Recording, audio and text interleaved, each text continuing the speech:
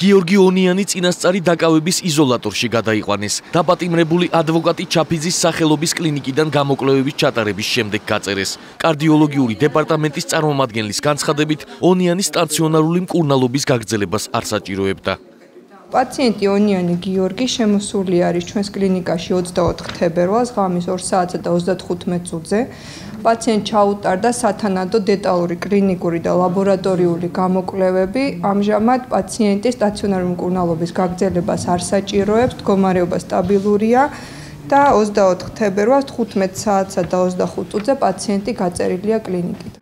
გიორგი ონიანის ჯანმრთელობის მდგომარეობასთან დაკავშირებით საგანგებო განცხადება მთავარმა პროკურატურამ გაავრცელა. პროკურატურის მტკიცებით ექიმებმა დაადგინეს, რომ ონიანს გულის შეტევა არ ქონია და მის ჯანმრთელობას არავითარი საფრთხე არ ემუქრებოდა. გოგა ონიანი გვიან ღამით საკუთარ სახლში დააკავეს. მოგვიანებით დაკითხვის დროს იგი შეუძლოდ გახდა და კარდიოლოგიურ კლინიკაში გადაიყვანეს. გამოძიება ადვოკატს შინაგან საქმეთა სამინისტროში მუშაობის დროს სამსახურებრივი უფლებამოსილების გადამეტებას, განსაკუთრებით მძიმე დანაშაულის შესახებ მტკიცებულებების ფალსიფიკაციასა და განზრახ უკანონო დაკავებას ედავება. პროკურატურის მტკიცებით ონიანმა 2011 წელს უკანონოდ დააკავა შპს დაუპრინტის მენეჯერი, რომელიც ქართული ოცნების ლოგოიან მაისურებს ამზადებდა. გიორგი ონიანმა თავის დაქვემდებარებაში მყოფ პოლიციის თანამშრომელს პატაკის შედგენა დაავალა, თითქოს დავით ჩათირიშვილი უკანონოდ ინახავდა ნარკოტიკულ საშუალებას. რეალურად კი მსგავსი შინაარსის ინფორმაცია გლდანი ნაძალადევის სამმართველოს თანამშრომლებს მიღებული არ ჰქონდათ.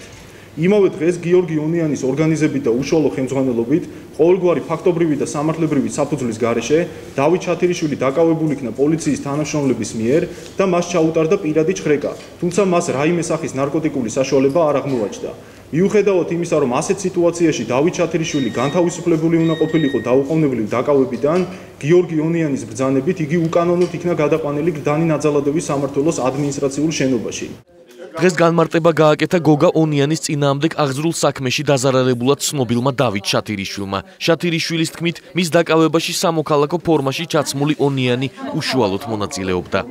უკანონოდ დამაკავეს, წამოყვანეს გლდანი ნაძალადევის მილიციაში, სადაც ბატონმა ონიანმა შემოყვანა თავის კაბინეტში და შემდგომი მოხდა ესეთი რამ, რომ მან დადო ფერქაღალში გახვეული მარიხუანა და მითხრა ესეთი რამე. შენიცი რაც მოგივა და რაც მოხდა. მე გაურკვეველ ვითარებაში ვიყავ, იმიტომ რომ რაზე დამაკავეს თვითონ ისეც არ ვიცოდი გარკვეულად. რო ვკითხე რა ხდება მეთქი, რას ნიშნავს ეს ყველაფერი. მან მანახა გარკვეული კლიპი, რომ აი შენი დამზადებულია ეს და საფრთხე შეექმნა ქვეყანას. გოგა ონიანის ადვოკატის განცხადებით, პროკურატურის მიერ წარდგენილი ბრალდება უსაფუძვლოა. მალხაზ ველიჯანაშვილის თქმით, მას ონიანის უდანაშაულობის დამამტკიცებელი დოკუმენტაციაც აქვს, რომელსაც სასამართლოს წარუდგენს. პროკურატურის განცხადება არის აბსურდი და ტყუილი, იქიდან გათვალისწინებით, რომ საერთოდ ნარკოტიკის ჩადებაზე გიორგი ონიანი ბრალდებული არ არის. ანუ ჯერ ესე არის პირველი და ყველაზე მთავარი ტყუილი. რაც შეეხება იმას, რომ გიორგი ონიანი ამის შესახებ, რომ მასზე აგროვებდნენ ძალის გამოყენებით მტკიცებულებს, ქმნიდნენ ამ მტკიცებულებს და ხალხს აიძულებდნენ ჩვენების მიცემას, ამას დაკავშირებით უამრავი განცხადებაა გაკეთებული. როგორც ადვოკატები უკვე ვაგროვებთ იმის მტკიცებულებას, რომ ის არის უდანაშაულო, ამ ესევე იმის მტკიცებულებას ვაგროვებთ, რომ ის არსად მიმალვას არაპირებს და ის პერიოდულად ამ ყველაფერს საუბრობა და არსად არ გაქცეულა და ამას წარმოადგენთ წინა აღკვეთი ღონისძიების დროს პირველი წარდგენის ხდომაზე.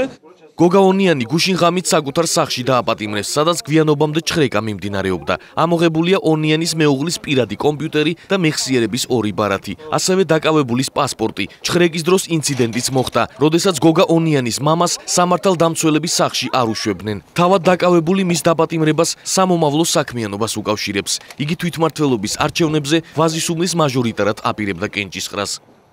ვაზისუმაში ვაპირებდი კენჭისყრას მაჟორიტარად. და როდესაც ეს გაიგეს, ყველა ჩემი თანამშრომელი დაიბარეს, საშინელ დღეში ჩააგდეს და სთხოვეს მათ, რომ დაეწერათ ჩემზე რაღაც სისულელეები. თავდაცვის და შინაგან საქმეთა ყოფილი მინისტრი ბაჩო ახალაია საკუთარი ადვოკატის გიორგი ონიანის დაკავებას Facebook-ის საშუალებით გამოეხმაურა. მისი თქმით, აშკარაა, რომ დღეს საქართველოში ყველა საგამოძიებო ორგანო მხოლოდ პოლიტიკურ გადაწყვეტილებებს იღებს.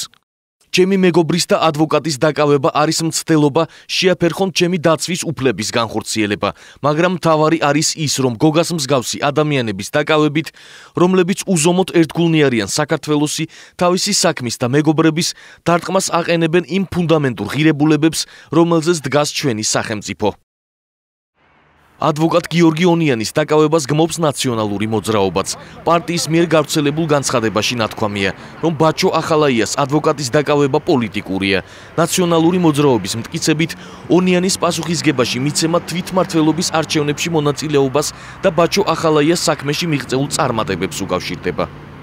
სრულიად ცხადი არის, რომ ბრალი, რომელიც ადვოკატ ონიანის წინააღმდეგ არის წაყენებული, არავითარ თანხმედრაში არ არის კანონის ნორმებთან, აქ საუბარი არის დაახლოებით 4 წლის წინანდელ შემთხვევაზე, თითქოს და უფლებამოსილების გადამეტებაზე. თვით ეს მუხლი უფლებამოსილების გადამეტება არის კლასიკური მუხლი გამოყენებული იმ შემთხვევაში, როდესაც საქმე ეხება პოლიტიკური ოპონენტების დევნას, მათ დაპატიმრებას და მათი საქმიანობის შეზღუდვას და ბლოკირებას. მე არ ვიცი რა საქმე ამოჩიჩქნეს და შეთითხნეს გოგა ონიანის წინააღმდეგ, ისევ გეუბნებით, ჩვენ მქონდა ეს ინფორმაცია, რამოდენიმე ადამიანი მოვიდა ჩვენთან, რომ მათ აძალებდნენ გოგა ონიანზე ხელის დადებას. კიდე ერთი ნათელი მაგალითია პოლიტიკური ზეწოლის და შერჩევიდი მართლმსაჯულების გოგა ონიანთან დაკავშირებით. როგორც ჩანს, პროკურატურას და გადაწყვეტილი აქვს ადგილობრივ არჩევნებამდე ყოველ კვირაში პოლიტიკურ პარტიას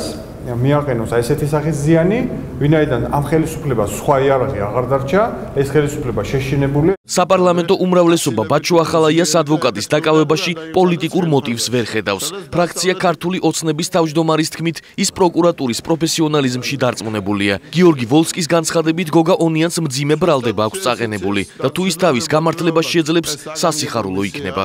მე დარწმუნებული ვარ პროკურატურის შემადგენლობა, ხელმძღვანელი შემადგენლობა, მათ შორის ვისაც ვიცნობ პირადად. ეს არ არის იმ ადამიანების ჯგუფი, რომელიც პოლიტიკურ დევნას განახორციელებენ.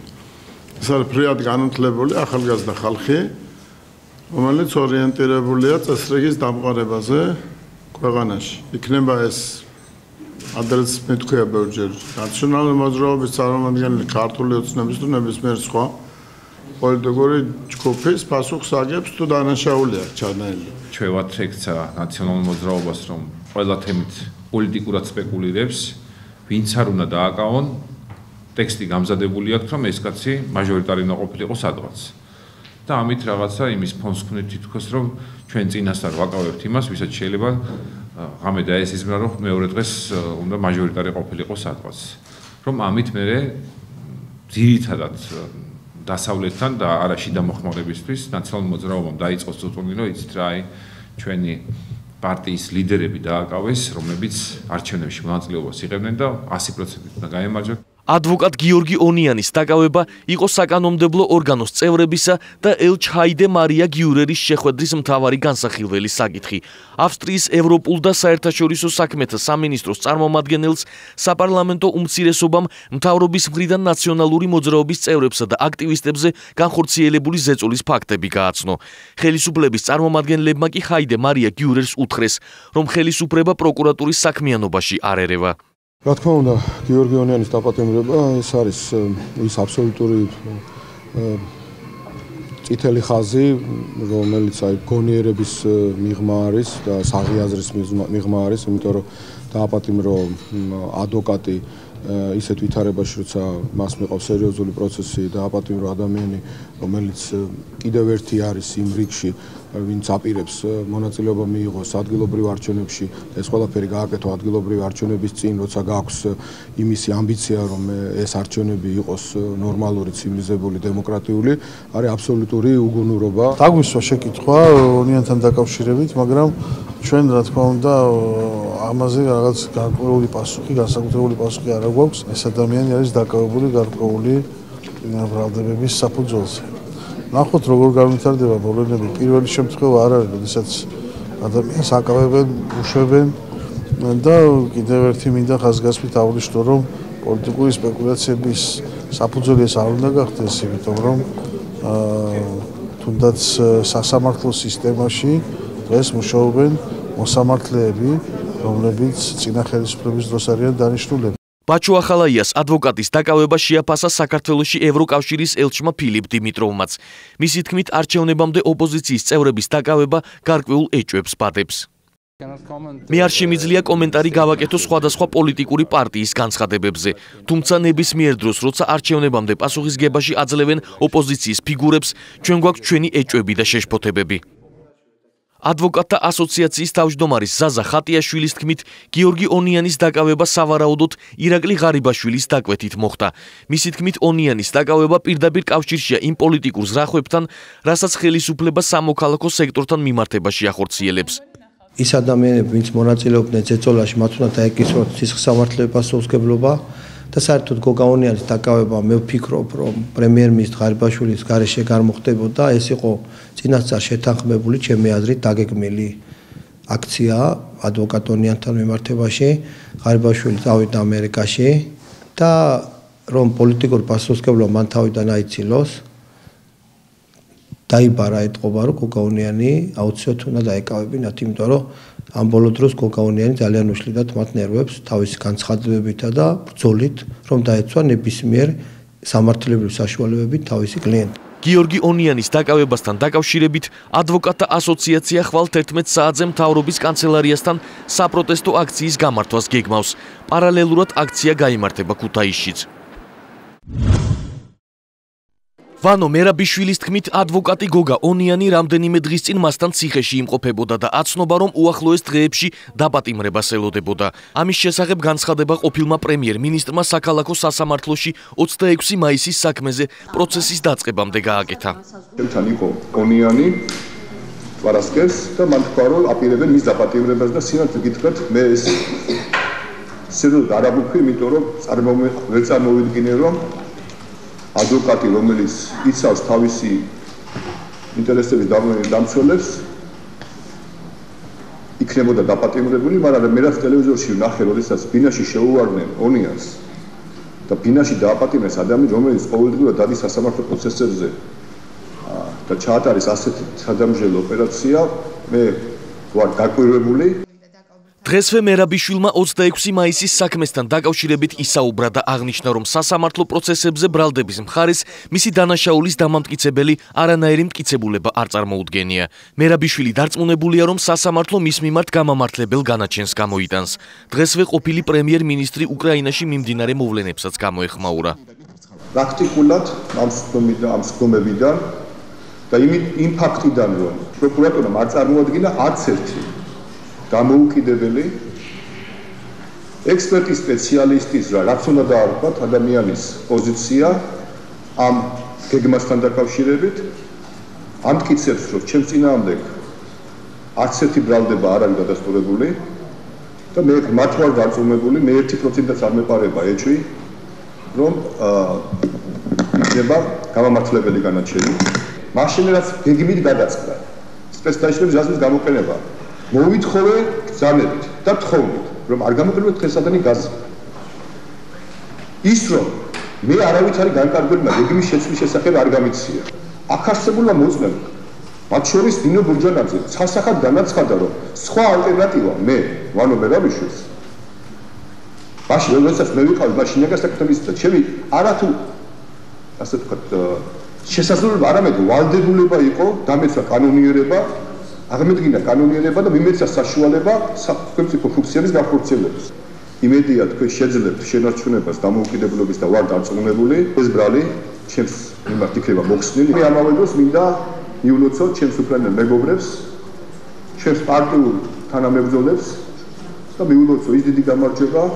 მე ვფიქრობ, რომ უკრაინის გზა, უკრაინის პოლიტიკის სვლა კვეთრად შეამოკლებს საქართველოს სწრაფვას ევროპის დღევანდელ სხდომაზე ბრალდების მხარემ სასამართლოს დასკვნითი სიტყვით მიმართა. პროკურორმა მტკიცებულებებად რამდენიმე მოწმის ჩვენებიდან ფრაგმენტები და 26 მაისის ვიდეო მასალა გამოიყენა. მომდევნო პროცესზე დასკვნით სიტყვას დაცვის მხარე წარმოთქვამს. დამამტყუნებელი განაჩენით სასამართლომ ფიქრობ, რომ თავისი სიტყვა უნდა თქვას დემოკრატიული ფასეულობების დამკვიდრების საქმეში. დამამტყუნებელი განაჩენით სასამართლომ ფიქრობ ფაქტიურად ახალ სტანდარტს და მკაცრად განსაზღვრულ ჩარჩოებს დაუწესებს სახელმწიფოს პროტესტის გამომხატველ მოქალაქეებთან ურთიერთობაში. გამორტყუნებელი განაჩენით ჩვენ ყველას ერთად შეგვიძლია საბოლოოდ დაუსვათ წერტილი სახელმწიფოს ძალადობას საკუთარი მოქალაქეების მიმართ. არა მარტო ამ კონკრეტულ შემთხვევაში, არამედ მომავალში. ისინი შეეცადნენ გამოეკეთათ თავის სიტყვაში თითქოს და 26 მაისს მიტინგი იყო მშვიდობიანი. სამწუხაროდ ეს ცდელობა მათ არ გამოუვათ იმ მარტივი მიზეზის გამო, რომ არსებობს მთელი რიგი გარემოებები თუ რატომ არ იყო მშვიდობიანი, მაგრამ სიმართლე გითხრათ, მე ველოდებოდი გაცილებით კომპეტენტურ დასკვნით სიტყვას, თუნდაც იმ არ არსებული მტკიცებულებების ფონზე, მაგრამ რატომღაც ჩვენ მოვისმინეთ ცოტა არ იყოს ჭორაობის მაგვარი საბოლოო სიტყვა. პროცესის პარალელურად სასამართლოს შენობასთან საპროტესტო აქცია გაიმართა. არასამთავრობო ორგანიზაცია ახალგაზრდული ცენტრის წარმომადგენლები მოსამართლისგან ვანო მერაბიშვილის მკაცრად გასამართლებას ითხოვდნენ. თხოვთ სასამართლოს, რომ იყვნენ მაქსიმალურად სამართლიანები და ვანო მერაბიშვილის მიმართ იქნას გამოტანილი უმკაცრესი განაჩენი, რადგან ის არის 26 მაისის დამკვეთიც და შემსრულებელიც. ვანო მერაბიშვილი ცდილობს, რომ გადააბრალოს რიგით პოლიციელებს ძალის გადამეტება და ვანო მერაბიშვილის გარეშე არაფერი არ ხდებოდა საქართველოში. ვანო მერაბიშვილს პროკურატურა 26 მაისის აქციასთან დაკავშირებით დამამძიმებელ გარემოებებში სამსახურებრივი უფლებამოსილების გადამეტებას ედავება. საქმეზე განაჩენი სასამართლომ კვირის ბოლომდე უნდა გამოიტანოს. დღესვე თბილისის საქალაქო სასამართლოში გიგი უგულავასა და დავით კეზერაშვილის პროცესი გაიმართა. პროცესზე ბრალდების მხარის მოწმემ ჩვენება შეცვალა. მოწმე სირაძე აცხადებს, რომ ის გუშინ ნასვამი დაიკითხა და მასზე სამართალდამცველების მხრიდან ზეწოლა ხორციელდებოდა. დღევანდელ სხდომაზე რიყის გასხვისებისა და ტელეკომპანია იმედის მითვისების საქმეზე ბრალდების კიდევ რამდენიმე მოწმე დაიკითხა. გიგი უგულავა აცხადებს, რომ მოწმეებზეც და განსასჯელებზეც ზეწოლა ხორციელდება, რაც არაერთხელ დადასტურდა.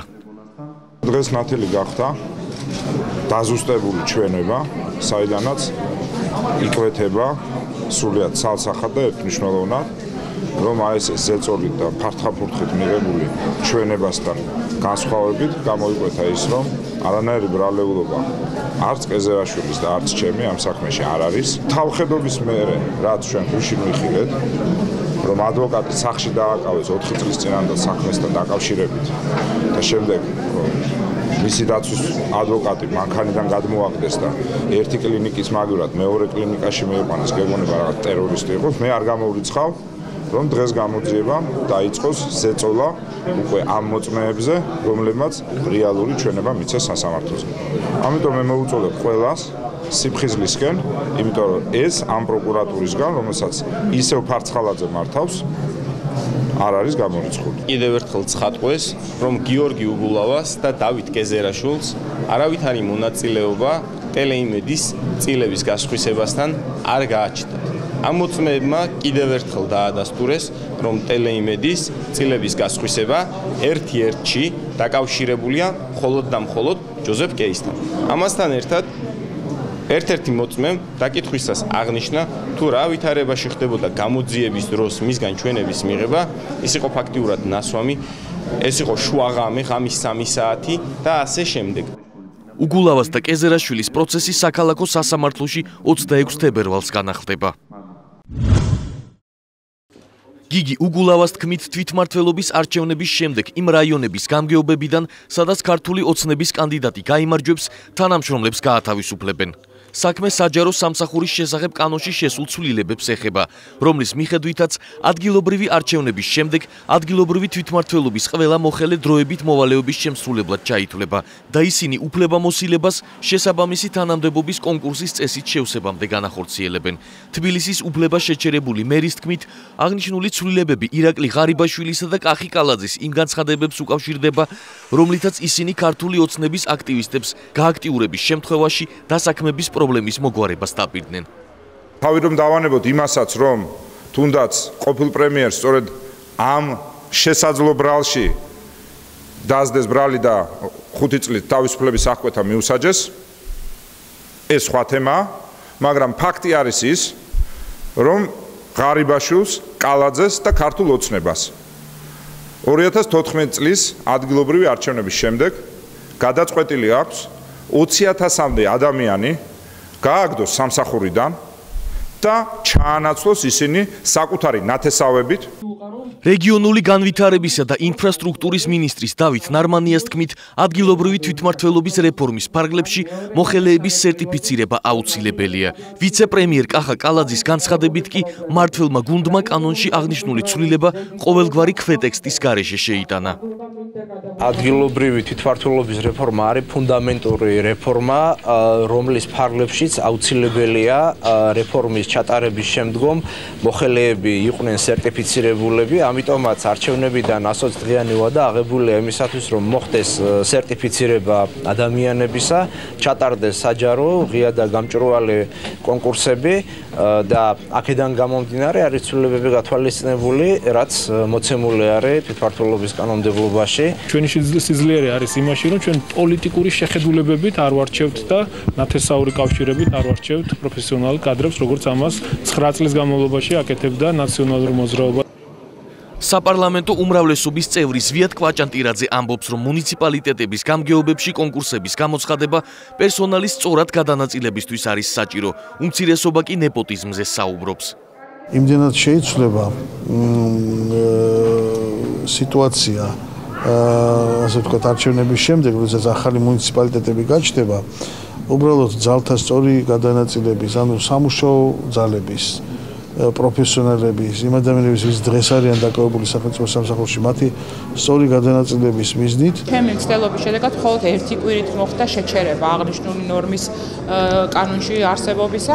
როდესაც კონკურსის შედეგად მოხდება ამ 5207 ადამიანის აყვანა, როგორც მინიმუმ 7695 ადამიანი რჩება უმუშევარი.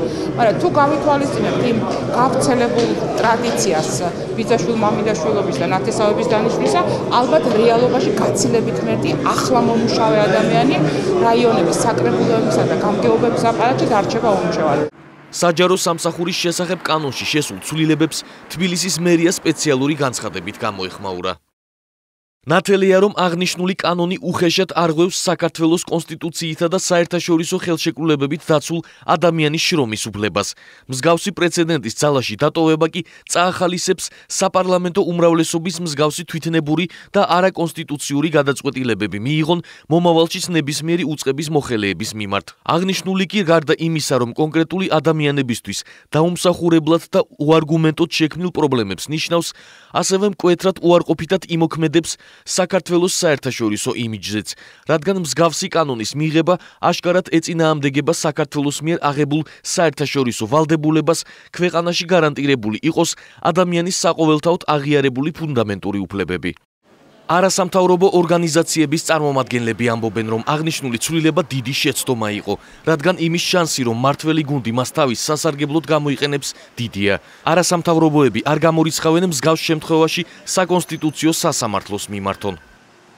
შეიძლება ცხადია დაუსაბუთო მას და გაათავისუფლო თანამდებობიდან, მაგრამ როცა კანონით გინდა ერთდროულად ყველა მოხელის თანამდებობიდან გათავისუფლება, ეს უკვე პრობლემაა. ჩვენ ხედავთ ამ ნორმის არაკონსტიტუციურობის ნიშნებს, მას შემდეგ რაც ეს ნორმა ამოქმედება, ჩვენ შეიძლება შევიტანოთ სარჩელი. ალბათობა იმისა, რომ ისინი იმოქმედებენ მმართველი პარტიის სასარგებლოდ, იქნება ძალიან დიდი და იმ შემთხვევაში თუ კი ესენი ამას არ გააკეთებენ, მაშინ ალბათობა იმისა, რომ ისინი ვერ შეინარჩუნებენ თავიანთ პოზიციებს და სამსახურებს, იქნება ძალიან დიდი. შესაბამისად, ამ ნორმის შემოღება იყო ძალიან დიდი შეცდომა, ვფიქრობთ, რომ ნამდვილად არ იყო მიზანშეწონილი და რა თქმა უნდა, მნიშვნელოვანია, რომ გადაიხედოს ეს ნორმა და საერთოდ ამოღებული იქნას კანონიდან.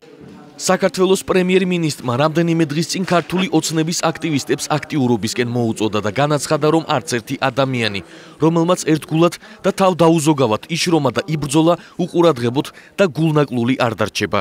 იგივე განცხადება გააკეთა ვიცე-პრემიერმა და პარტია ქართული ოცნების გენერალურმა მდივანმა კახა კალაძემაც. არასამთავრობო ორგანიზაციების წარმომადგენლებმა კი მაღალი თანამდებობის პირების მხრიდან პარტიული მხარდამჭერებისადმი მსგავსი მოწოდებები წინასაარჩევნოდ ამომრჩევლის მოსყიდვის მცდელობად შეაფასეს. უკრაინის შინაგან საქმეთა სამინისტრომ გადაყენებულ პრეზიდენტ ვიქტორ იანუკოვიჩზე ძებნა ოფიციალურად გამოაცხადა. ცნობა ამის შესახებ Facebook-ის ოფიციალურ გვერდზე შინაგან საქმეთა მინისტრის მოვალეობის შემსრულებელმა არსენ ავაკოვმა გამოაქვეყნა. იანუკოვიჩს მშვიდობიანი მოქალაქეების მასობრივი მკვლელობა ბრალდება. სისხლის სამართლის საქმის გამოძიება უკვე დაწყებულია. ბრალს სხვა მაღალჩინოსნებსაც წაუყენებენ. 18-21 თებერვალს კიევში შეტაკებების შედეგად 82 ადამიანი დაიღუპა. დაღუპულ მომიტინგეთა უმრავლესობა სნაიპერების ტყვიას ემსხვერპლა. დაიღუპნენ სამართალდამცველებიც. იანუკოვიჩის ადგილსამყოფელი ამ დრომდე ზუსტად დადგენილი არ არის. სავარაუდოდ იგი უკრაინის აღმოსავლეთ რეგიონში იმყოფება. ევროკავშირი უკრაინას 20 მილიარდ ევროს გამოუყოფს, რათა ქვეყანაში ეკონომიკური განვითარების ხელშეწყობისთვის შესაფერისი გარემო შეიქმნას და უკრაინა მოემზადოს ევროკავშირთან ასოცირების ხელშეკრულების ხელმოსაწერად.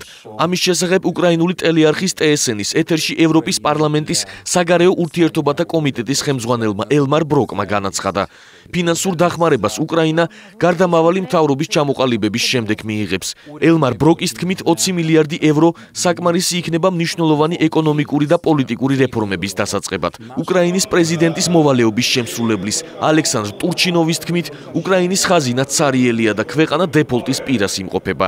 ახალი ხელისუფლების მთავარი ამოცანა კი ქვეყნის ეკონომიკური კატასტროფიდან გამოყვანა და ევროპასთან ინტეგრაცია იქნება.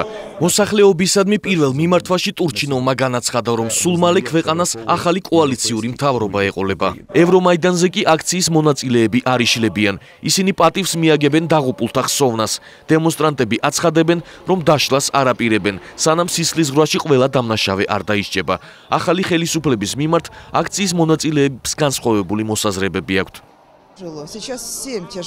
ტურჩინოვმა თავი გამოიჩინა როგორც სერიოზულმა და ორგანიზებულმა ადამიანმა. ვფიქრობ, ეს კარგი არჩევანია. ძალიან რთულია პირველი ნაბიჯების გადადგმა. ყველაზე მთავარი ახლა მშვიდობაა. მოროდიორობისა და დანაშაულის ზრდის თავიდან აცილება და დამნაშავეთა დასჯა. ოპოზიციის ლიდერებს შორის არავინაა ისეთი, ვინც შეიძლება პრეზიდენტი გახდეს. ეს ახალგაზრდა ადამიანი უნდა იყოს. ჯერ არ ვიცი, რამდენად კარგი არჩევანია დროებითი პრეზიდენტი. ჩვენ ღრმა კრიზისში ვართ და ყველაფერი უნდა გავაკეთოთ, რომ სიტუაცია დამშვიდდეს. ვფიქრობ, ახალმა ხელისუფლებამ უნდა იცოდეს, რომ ძველი მეთოდებით მოქმედება არ შეიძლება. ამავე დროს რუსეთმა კიევიდან საკუთარი ელჩი გამოიწვია. დღეს რუსეთის პრემიერმა დმიტრი მედვედევმა განაცხადა, რომ ამ გადაწყვეტილების მიზეზი ის საფრთხეა, რაც უკრაინაში რუსეთის მოქალაქეებს ემუქრებათ. ყირიმში კი პრორუსული ძალების გამოსვლები მიმდინარეობს. სიმფეროპოლში მიტინგზე შეკრებილებმა ახალ მთავრობას დაუმორჩილებლობა გამოუცხადეს და ეგრეთ წოდებულ სახალხო რაზმებს ქმნიან. საქართველოს ყოფილი პრეზიდენტი მიხეილ სააკაშვილი გუშინ კიევის მაიდანზე სიტყვით გამოვიდა. მან უკრაინელ ხალხს მხარდაჭერა გამოუცხადა და გამარჯვება მიულოცა. მიხეილ სააკაშვილის განცხადებით, უკრაინელმა ხალხმა უკან არ უნდა დაიხიოს და ქვეყანაში რადიკალური რეფორმები გაატაროს. თქვენ მთელ მსოფლიოს აჩვენეთ გაკვეთილი. პირველ რიგში გაკვეთილი აჩვენეთ ბნელ ძალებს, რომლებსაც ჩვენი წარსულში დაბრუნება უნდათ. მათ სცადეს ყველაფერი, რათა თქვენ გაეტეხეთ. ისინი გესროდნენ თქვენ, მათ მოკლეს უკრაინის საუკეთესო შვილები, მაგრამ მათ წააგეს. მინდა დავიჩოქო თქვენს წინაშე, განსაკუთრებით წამებულების ზეციური ასეულის წინაშე. ისინი არიან წამებულები არა მხოლოდ უკრაინისათვის, არამედ მთელი მსოფლიოსთვის. ისინი იანუკოვიჩმა და მისმა რუსმა მბრძანებელმა მოკლეს. მაგრამ ისინი მარად იცოცხლებენ უკრაინელების, ქართველების, მოლდოველების, აზერბაიჯანელების, რუსებისათვის, რომლებსაც სურთ იყვნენ თავისუფალი ადამიანები თავისუფალ ქვეყანაში. ჩემი თანამემამულე დავით ყიფიანი ამბობდა, რომ მას უყვარს თავისი ქვეყანა, მაგრამ მისი ქვეყნის ბედი ახლა მაიდანზე წყდება და ის კიდევ ორ ჩემს თანამემამულესთან ერთად მაიდანზე დაეცა.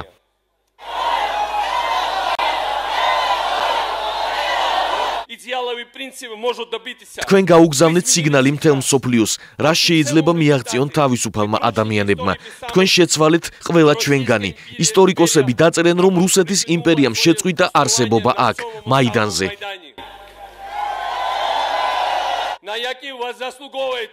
თქვენ უფრო რადიკალურები უნდა იყოთ, ვიდრე 2004 წლის რევოლუციის შემდეგ. დარწმუნებული ვარ, ვერავინ შეძლებს ამჯერად თქვენი გამარჯვების მიტაცებას. დარწმუნებული ვარ, რომ ქუჩაში გამოჩენილ მამაცობას მოყვება რადიკალური რეფორმები, რომლებსაც თქვენ იმსახურებთ. იყავით ფრთხილად, არც ერთი ნაბიჯით უკან არ დაიხიოთ. არ მისცეთ საშუალება პუტინს მოგპაროთ გამარჯვება. 300 წელი უკრაინელები, ქართველები, სხვა ხალხები, სხვა ქვეყნების გულისცემას უსმედნენ, მათ მეფეებს, მათი ბედი სხვა დედაქალაქებში წყდებოდა, მაგრამ ახლა ევროპის გულის გერს არა ბრიუსელში ან ბერლინში, ევროპის გულის გერს კიევში.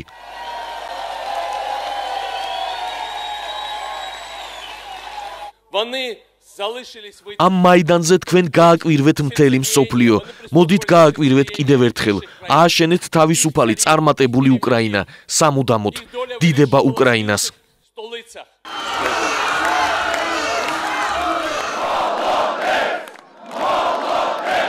საქართველოს ყოფილმა პრეზიდენტმა ევრომაიდანზე დაღუპული გმირების ხსოვნას პატივი მიაგო. დემონსტრანტების წინაშე სიტყვით გამოსვლის შემდეგ მიხეილ სააკაშვილმა კომენტარი ქართველი ჟურნალისტებისთვის გააკეთა. საქართველოს ხო ძალიან ბევრს გაუჩნდა ეს ილუზია, რომ რუსეთი ისეთი უძლებელია, რომ ბაბაიას ძახილის გარეშე დათოვერებს ვერ გააწყობ. დაუძახეს ამათ ბაბაია, როგორ დაუდგენ დაცვს. რა თქმა უნდა რუსეთი იყო, რა თქმა უნდა რუსებმა გააკეთეს ეს ყველაფერი, რა თქმა უნდა სოჩის შეხვედრის შემდეგ იყო, რა თქმა უნდა 2 მილიარდი დოლარი მიწეს 2 დღით ადრე იანუკოვიჩს რო ეს გააკეთებია. და ხო ხედავთ, სად არის ახლა რუსეთი? სრულ გაურკვევლობაში, იმიტომ რომ სრული მარცხი მოვიდა უკრაინაში. და ეს არის ის, რასაც მე ყოველთვის ვამბობდი და ეხლაც ვამბობ. ეს იმპერია დამარცხდება და დაიშლება. და ჩვენ უნდა მოვიყოთ გზად ამისი დაშლისთვის და არავითარ შემთხვევაში არ უნდა ჩავყვეთ მას საფლავში. კი შეეცდება რუსეთი რაღაც ყირიმში, კი ზუსტად ისეთივე სცენარია როგორც გამოაცხადეს როგორც აფხაზეთში და ცხინვალში, მაგრამ ხო ხედავთ რა ხალხია. თქვენ გონიათ ესენი ამ გამარჯვებას დაუთმობენ ვინმეს? დაწვებიან როგორც ყველა დაწვა, დაიხოცებიან, მაგრამ დარჩენიან თავისუფლად და ვერაც დახოცავენ, იმიტომ რომ მაგრები არიან და გაბედულ ადამიანს ვერავინ ვერ მოერევა, იმიტომ რომ რუსები პუტინი თulis ხთალ კორუმპირებულ, გამყიდველ თავის მოძმის გამწირავ ადამიანებზე. უკრაინელებმა აჩვენეს, რომ არც ერთი არ არის, არც მეორე, არც მესამე. ამიტომ პუტინის ინსტრუმენტები აქ არა აქვს. და ესე იგი ჩვენ მიმართაც აღარ იქნება, როცა ჩვენს გავემართებით წელს. მოსკოვის სასამართლომ ეგრეთ წოდებულ ბოლოტნაიას საქმეზე ბრალდებულებს განაჩენი გამოუტანა. 8-დან 7 ბრალდებულს 2.5-დან 3.5-მდე წლით თავისუფლების აკვეთა მიესაჯა. ერთ ბრალდებულ ახალგაზრდა გოგონას კი შინაპატიმრობა 3 წლის ვადით მიესაჯა. განაჩენი სასამართლოს შენობასთან რუსეთის ოპოზიციისა და საზოგადოების წარმომადგენლებმა გააპროტესტეს. თანამედროვე რუსეთის ბედი აქ ვითარდება, როგორც ამ მოქალაქეებს ექცევა ხელისუფლება, ასევე ექცევა დანარჩენებსაც. ბევრი ვიდეო ვნახე 2012 წლის მაისის აქციიდან. იქ მასობრივი არეულობა არ ყოფილა, რასაც სასამართლო ამტკიცებს. პოლიციელისთვის ნასროლი ლიმონის გამო ადამიანებს ხანგრძლივ პატიმრობას უსჯიან. რეპრესიები რუსეთში სულ უფრო ძლიერდება. მათ უკრაინის მაიდანის ეშინიათ. ჰგონიათ, რომ იგივე სცენარი შესაძლოა რუსეთში განმეორდეს. პოლიციამ აქციაზე 200-ზე მეტი ადამიანი, მათ შორის ფუსი რაიოტის წევრები და ოპოზიციის ლიდერები, ილია იაშინი და ალექსეი ნავალნი დააკავა. 2012 წლის 12 მაისს ბოლოტნაიას მოედანზე ოპოზიციის აქციის მონაწილეებსა და სპეცრაზმელებს შორის შეტაკებები მოხდა. ოპოზიციამ პასუხისგებლობა პროვოკაციებზე ხელისუფლებას დააკისრა. არეულობების ორგანიზების ბრალდებით რამდენიმე ათეული ადამიანი დააკავეს. სასამართლოს ვერდიქტის გასაპროტესტებლად ოპოზიცია დღეს მოსკოვში აქციის ჩატარებას გეგმავს.